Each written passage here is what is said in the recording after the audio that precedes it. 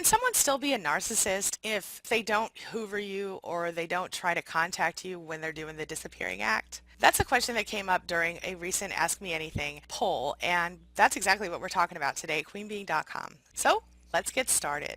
Closed captioning provided by Athena Moberg and CPTSDFoundation.org. My name is Angie Atkinson, and on this channel I offer free daily video coaching to help you discover, understand, and overcome narcissistic abuse in toxic relationships. I like to call it toxic relationship rehab. So if that sounds good to you, hit that subscribe button and let's get going. Our question today is, can they still be a narcissist if they don't hoover or try to contact you during their disappearing episodes? Just to clarify, this is a question from one of our Spanily members when I gave them an opportunity to ask me anything.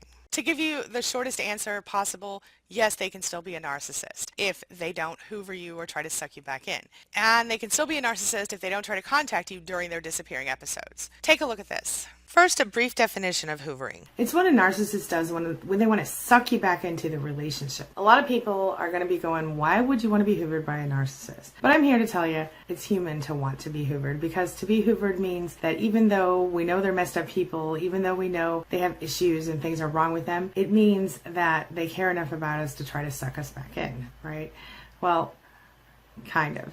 What they really want from us is our supply, as we know. They don't really want us personally. They want what we do for them or what we can do for them, right? Okay, but why wouldn't a narcissist hoover? Reason number one, sometimes when someone isn't hoovering you, it's because you are a secondary supply to them in some way. What that means is that either there's another primary supply, another wife or husband or girlfriend or boyfriend, or that person doesn't consider you a primary person in their life. So if, say, it's a parent who doesn't hoover you back in, it's because they have probably been hanging out with another sibling or with another person who's sort of replaced you in their mind. Now, that brings me to number two. The second reason that a narcissist might not hoover you is because they're temporarily with a new supplier, because they've already found a new supply who is keeping them engaged at the moment. That doesn't mean they won't come back later, though, so be aware of that. Number three, you may have already been hoovered and just not be aware of it. See, sometimes the hoover exists only to get supply, and they're not actually trying to bring you back into the relationship. They're only hoovering you to get them back involved so that they can get something from you,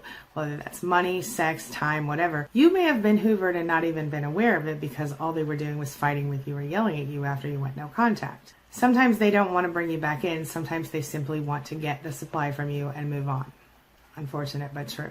If they want to resume the formal relationship, the official relationship with you, that's what we see as the hoover. But the hoover isn't always about the formal relationship. Sometimes the hoover is really about getting positive feedback from you, getting you to take care of them, again, giving you some sort of supply. And sometimes the hoovering is just about fact-finding. They're just looking for information about you that they can use against you in court or in a public court of opinion for a smear campaign. So be aware of that. Another thing to consider is the possibility that the hoovering has been done by a third party and you just didn't realize it. Maybe the narcissist mother, father, best friend, sibling, whatever, came to you and talked to you about the narcissist and somehow drew information from you, and that may have been their attempt at a hoover. The hoovering could have been about finding information about you for, like I said, a smear campaign or something like that. The hoover may have come through a third party inadvertently, and you just may not have realized that that was what was happening in that moment. There are a couple of other possibilities, one of which being it's possible that you haven't given the narcissist the opportunity to hoover, and if you haven't, good for you. Well, if you haven't because of no contact. If you've been contacting them constantly and trying to get in touch with them, they may be overwhelmed by your attempts to contact them, and therefore they may be avoiding you. So,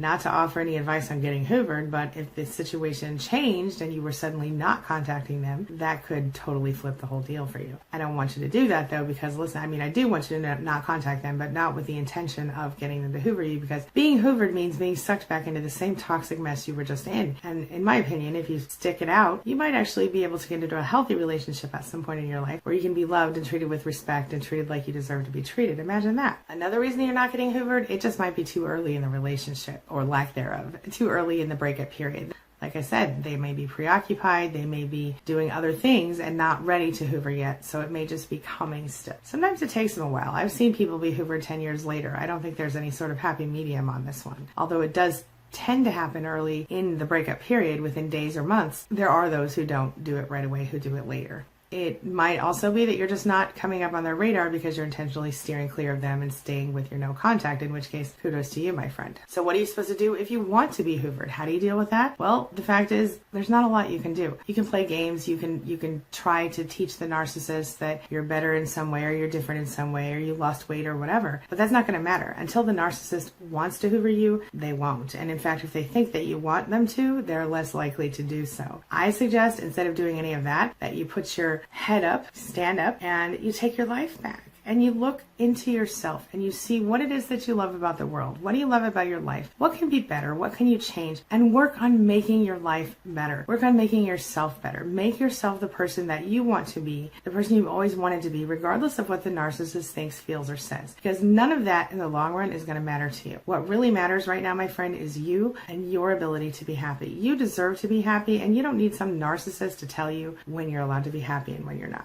All right, now this brings me to the question of the day.